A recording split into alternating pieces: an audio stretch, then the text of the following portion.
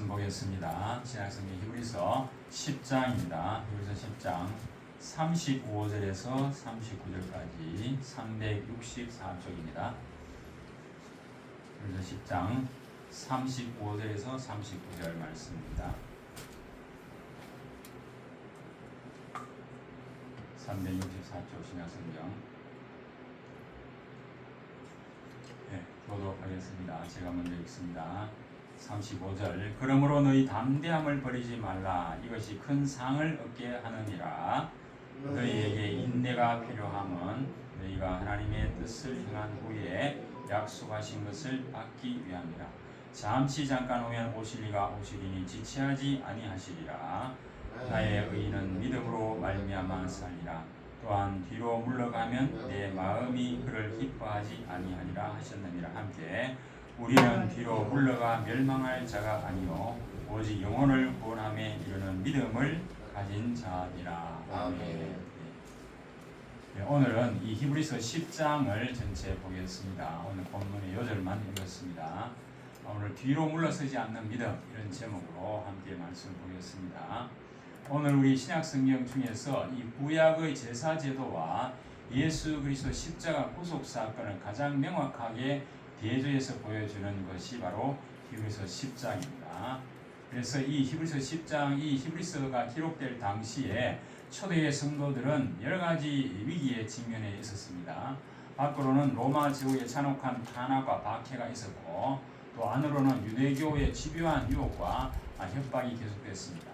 너희가 믿는 예수가 정말 구주라고 하면 왜 너희는 여전히 고난을 받는가? 차라리 안락하고 오랜 전통이 있는 성전과 구약의 율법 제사로 돌아오라. 그런 유혹이 이제 초대의 성도들에게 있었습니다.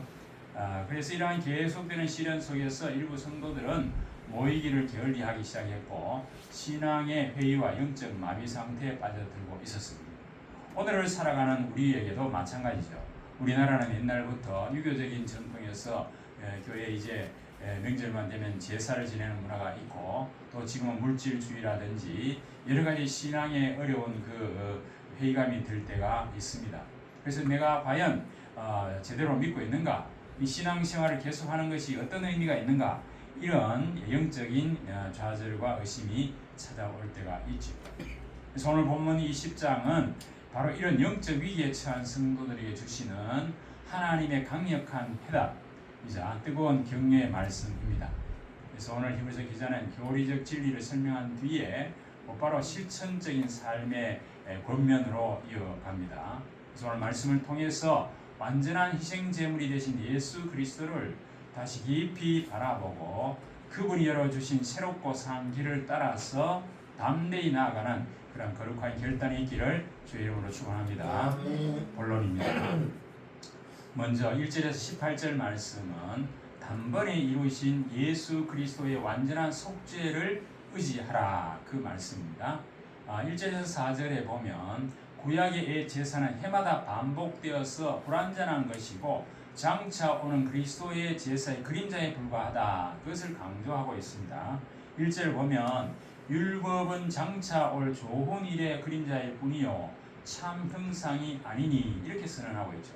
구약의 제사 제도는 실체가 아니고 그림자에 불과하다는 거죠. 왜냐하면 해마다 반복해서 드리는 수천 수만 마리의 황소와 염소의 피는 인간의 죄를 근본적으로 사하거나 양심을 완전히 정결케 하지 못한다는 겁니다. 짐승의 피는 죄를 잠시 덮어주고 기억하게 할 뿐입니다. 율법을 따라서 제사를 드리는 일을 해마다 이 죄에 대한 생각을 일으키고 죄를 더 죄되게 할 뿐이고 죄를 깨끗하게 할 효능이 그 제사에는 없다, 그렇게 말하고 있습니다. 그래서 본문 5절에서 10절에 보면은 시편 40편 6절 8절을 인용해서 예수 그리스도의 제사가 하나님의 뜻을 이룬 것이다 라고 이제 증명하고 있습니다. 하나님께서 원하시는 것은 이런 희생 제물의 예물이 아니고 사랑으로 자기를 희생하는 것이었습니다. 이 때문에 그리스도께서 육신을 입고 하나님의 아들이면서도 이 땅에 인간을 구원하려고 오셨습니다. 그래서 하나님의 뜻대로 순종하면서 3년 동안 복음을 전하시고 33년 동안 이 땅에 계시면서 마지막에 어떻게 합니까? 십자가에 자기 자신을 희생제물 삼아서 하나님 앞에 우리 모든 인류의 죄를 대신해서 십자가에서 달려 죽으시는 그런 희생 제사를 드림으로써 우리의 모든 죄의 값이 치러졌다 하는 겁니다. 이 예수님의 온전한 순종과 희생으로 이제 우리가 하나님 앞에 나아갈 수 있는 길이 열렸다라고 말하고 있습니다. 시편 40편 8절의 예언대로 예수님이 하나님이여 보시옵소서 내가 하나님의 뜻을 행하러 왔나이다. 그 말씀처럼 요한복음 19장 3절 내가 다 이뤘다 하고 십자가에서 그 하나님의 뜻을 다 이루시고 십자가에서 돌아가셨습니다. 그러므로 구약의 이 불완전한 제사 제도를 폐하시고 완전한 새 언약을 세우시게 되었습니다. 그래서 이 11절에서 14절에는 지상의 제사장들과 새 언약의 제사장이신 그리스도를 대조하고 있습니다. 이 레위 제사장들은 매일 서서 자주 같은 제사를 드렸다. 이 서서라는 말은 불완전하다는 겁니다. 똑같은 희생 제물을 되풀이해서 바쳐야 했지만은 인간의 근본적인 문제인 죄를 완전히 없애지는 못했다는 겁니다. 그러나 영원한 대제사장이신 예수님은 죄를 위하여 한 영원한 제사를 드리시고 하나님 우편에 앉으셨다. 그렇게 말씀하고 있죠. 그리스도께서는 하나님 우편에 앉아서 모든 원수들이 그 발 아래 완전히 굴복할 때까지 모든 성도들에 대한 중보 사역을 행하시면서 마지막 재림의 날을 지금 기다리고 계십니다. 여기 앉으셨다 이 말은 주님의 구속사역이 완전하게 완료됐다고 하는 그리의 승리의 선언입니다. 14절에 보면 그가 거룩하게 함을 받은 자들을 한 번의 제물로 영원히 온전하게 하셨느니라 그렇게 말씀하고 있죠. 이제 우리는 죄를 사하기 위해서 다시 동물의 제사를 드릴 필요가 없고 영원히 완벽한 구원의 은혜 안에 거하게 되었다 이 말입니다. 이 사실을 성령께서도 우리에게 증언해 주시는데 우리가 예수를 영접할 때 성령 우리 마음에 오셔서 날마다 우리가 예수를 닮아가도록 성화시키시고 예수 그리스도가 재림할 때 완전한 영화 단계로 들어가서 영원한 천국에서 영생 복락을 누리게 하신다 그 말입니다. 자, 본문 16절 17절에 보면은 이것도 예레미야 31장 33, 4절을 인용해서 옛 언약과는 다른 새 언약의 특징을 증거하고 있습니다. 하나님의 법을 성도들의 마음과 생각에 새겨두고 그들의 죄와 불법을 다시는 기억하지 않겠다. 그렇게 새 언약으로 말씀하셨습니다. 완전하고도 영원한 혈육을 가진 이 십자가의 속죄 사역으로 말미암아 죄와 불의는 용서되었고 불완전한 혈육을 지닌 구약의 속죄 제사는 다 폐기되었습니다.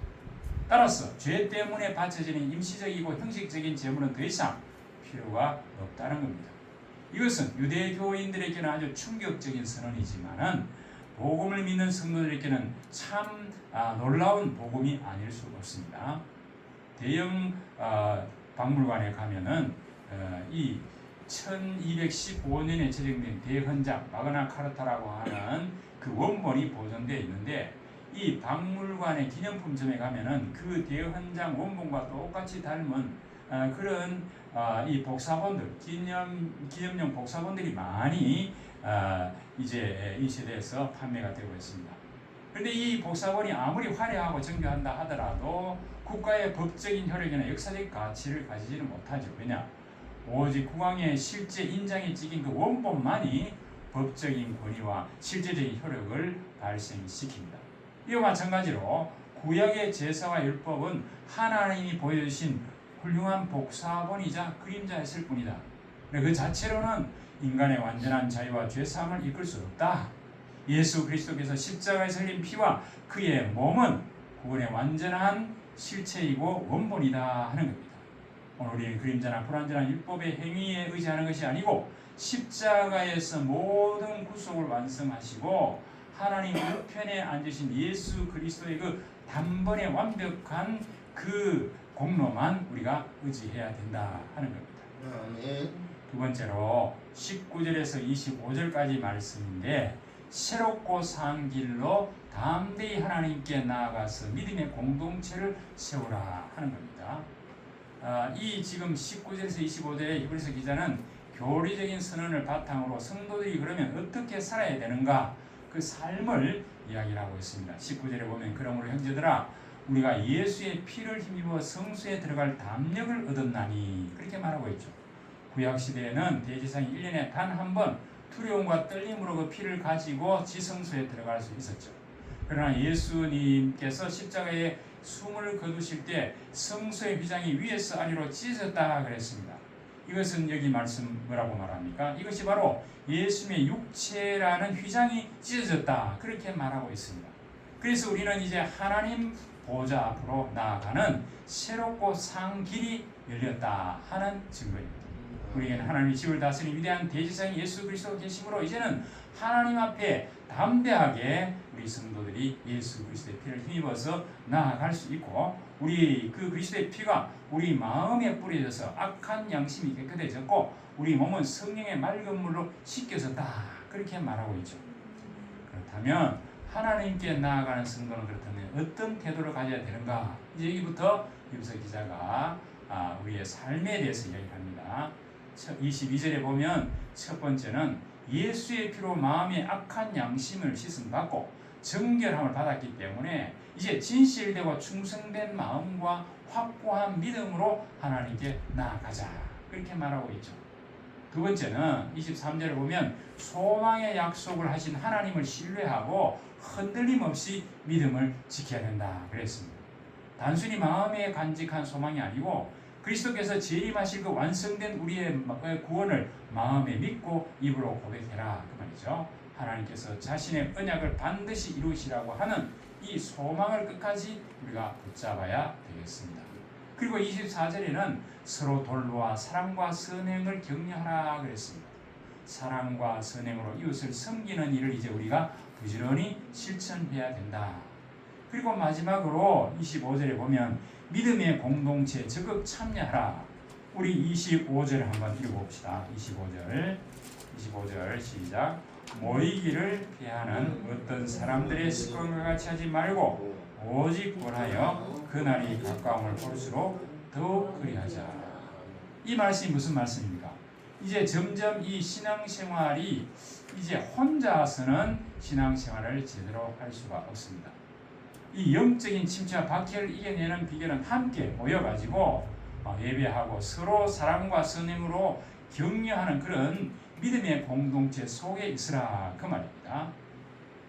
그래서 여기 보면 사람들은 아무리 힘든 일이 있어도 누구가 격려하고 위로해 주면은 다시 우리가 용기를 얻지 않습니까? 이처럼 그리스도인들은 믿음은 위를 향한 태도와 소망은 앞을 향한 태도이고 사랑은 밖을 향한 태도가 되는데 이 믿음, 소망, 사랑 이 세 가지를 굳게 붙잡고 앞으로 나아가야 됩니다. 그리고 함께 모이기를 힘쓰라 그랬죠. 이 아프리카 초원이나 북아메리카의 그 황야의 늑대나 사자 같은 그런 포식자들이 야생 들소를 공격하는데 그 한 가지 공격 방법이 있습니다.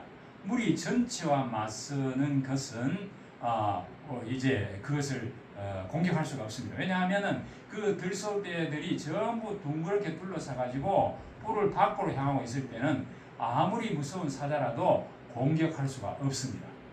그러나 그 무리에서 떠나서 밖에 혼자 떨어져 있는 그런 들소라고 하면 그것은 바로 사자와 이 늑대의 먹잇감이 된다. 그런 것을 우리가 동물의 왕국에서 많이 보지 않습니까? 그래서 이 무리를 이탈해서 홀로 남겨지는 순간 바로 그 들소는 순식간에 포식자의 먹잇감이 되고 맙니다. 마찬가지로 이 초대교회 성도들이 모이기를 중단하고 혼자 고립되어 있을 때 사탄의 영적인 공격을 받게 됩니다. 마귀는 모이기를 피하는 습관을 통해서 성도들을 격리시키고 신앙을 고사시킵니다. 그렇기 때문에 우리는 재난과 고난의 시대가 올수록 더더욱 우리가 모이기를 힘쓰고 서로 영적인 아픔을 돌보고 사랑과 선행을 서로를 세워주는 그런 믿음의 공동체 안에 있어야 한다 하는 것입니다. 자, 세 번째로는 26절에서 마지막 39절까지 내용은 뒤로 물러가지 말고 인내함으로 약속된 상급을 바라보라 그렇게 말하고 있습니다. 26절에서 31절 말씀은 그리스도를 부인하고 믿음을 부인하는 자들에게 그리스도를 떠나지 말라고 경고하면서 26절에 뭐라고 말합니까? 우리가 진리를 아는 지식을 받은 후 짐짓 죄를 범한 즉 다시 속지 않은 제사가 없고, 이건 굉장히 엄중한 경고입니다. 이게 짐짓 죄를 범한다 이 말은 실수로 지은 죄를 뜻하는 게 아니고, 이 예수 그리스도의 진리를 알고 체험했음에도 불구하고 의도적이고 지속적으로 그리스도를 거부하고 배도하는 행위를 말합니다. 이것은 바로 성령의 역사를 거부하는 성령 회방죄에 해당이 되기 때문에 그 죄를 다시 용서받을 수 없다, 그렇게 경고하죠. 하나님의 아들을 짓밟고 자기를 거룩하게 한 그 언약의 피를 깨끗하지 않은 것으로 여기고 은혜의 성령을 욕되게 하는 자들에게는 바로 성령 회방죄에 해당이 되기 때문에 마지막 심판날에 지옥 형벌을 받을 수밖에 없다, 그렇게 이 경고를 하고 있습니다. 이 32절과 39절에서 히브리서 기자는 배교에 대한 이 경고를 끝내지 않고 그리스도를 위해서 고난을 인내함으로 성도들이 길을 가도록 이렇게 옹기하고 있습니다. 32절에 보면 이 성도들의 전날의 아름다운 신앙의 유산을 상기시키죠. 전날에 너희가 빛을 받은 후에 고난의 큰 싸움을 견뎌낸 것을 생각하라. 이 초대교회 성도들은 예수 믿는 것 때문에 많은 비난과 환난을 당하고 옥에 갇힌 자를 동정하고 자기 소유를 빼앗기는 것조차도 기뻐했다 그랬습니다. 왜냐? 더 나은 영원한 저 천국 소유가 있기 때문에 그렇습니다. 따라서 이 35절 36절에 보면은 그러므로 너희가 담대함을 버리지 말라. 이것이 큰 상을 얻게 하느니라. 너희에게 인내가 필요하면 너희가 하나님의 뜻을 행한 후에 약속한 것을 받기 위함이라 고 외칩니다. 하나님의 뜻은 뭡니까? 이 박해와 고난 중에도 확신을 가지고 인내하는 것인데, 이 약속한 구원을 받으려고 하면은 참고 인내해야 된다, 그렇게 말하고 있죠. 하박국 2장 3절 4절 인용해서 다시 37절 38절에서 선언합니다. 잠깐 후면 오시리가 오시리니 지체하지 아니하시리라. 나의 의인은 믿음으로 말미암아 살리라. 또한 뒤로 물러가면 내 마음이 그를 기뻐하지 아니하시리라 그랬습니다. 예수 그리스도의 재림은 머뭇거리나 늦춰주지 않고 오실 것이기 때문에 인내해라, 그렇게 말하고 있습니다. 여기서 나의 의인이라는 말은 믿음으로 의롭게 된 성도를 말합니다. 인내해야 되는 이유는 바로 그들이 믿음을 가지고 있기 때문에 그렇습니다. 믿음과 인내는 영적으로 동전의 양면과 같죠.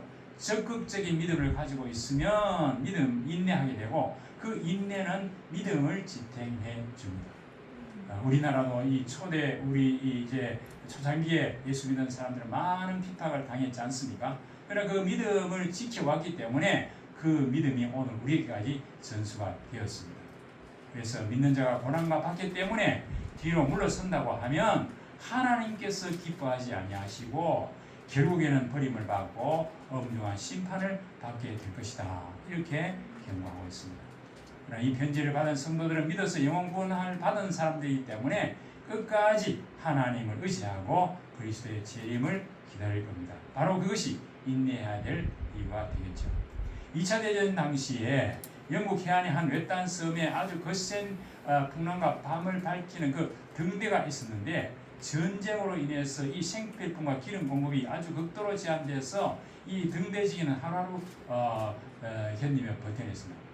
내가 이렇게 기름도 제대로 없고 하는데 차라리 내가 불을 끄고 내려가 버릴까, 이런 생각을 하다가 번뜩 드는 생각이, 내가 만약에 불을 끄면 많은 물자를 수송하는 수송선들과 또 이 군인들의 군함들이 좌초하면 암초에 부딪히면 많은 사람들이 사상할 거다.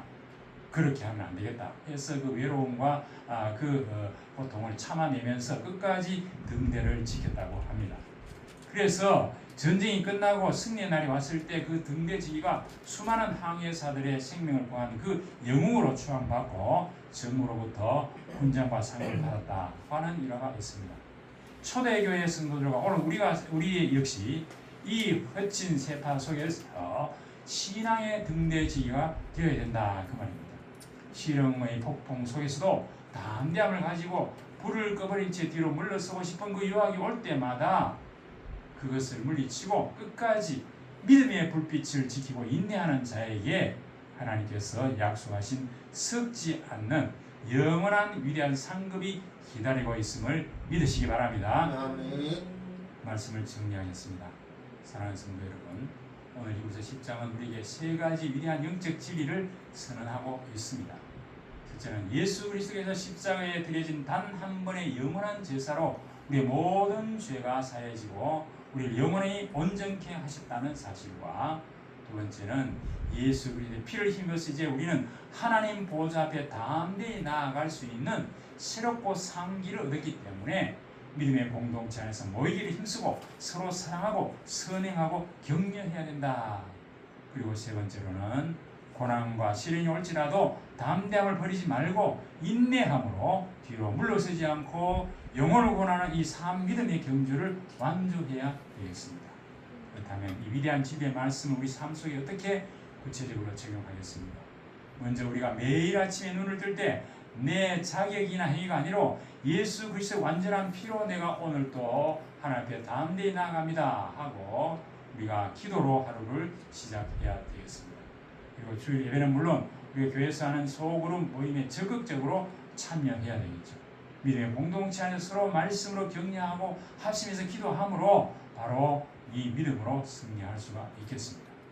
마지막으로 영적 시련 속에서 우리가 믿음의 일기를 한번 써보자 하는 겁니다. 삶의 고난이나 기도 응답이 더딜 때에 뒤로 물러서거나 포기하지 말고 인내를 훈련하면서 그 전에 하나님께서 내게 주신 그 은혜를 생각하면서 믿음의 감사의 일을 한번 기록해보면 어떻겠습니까? 우리는 뒤로 물러가서 멸망에 빠질 자들이 아닙니다. 우리는 예수 그리스도의 보혈로 구원받은 거룩한 하나님의 자녀들입니다.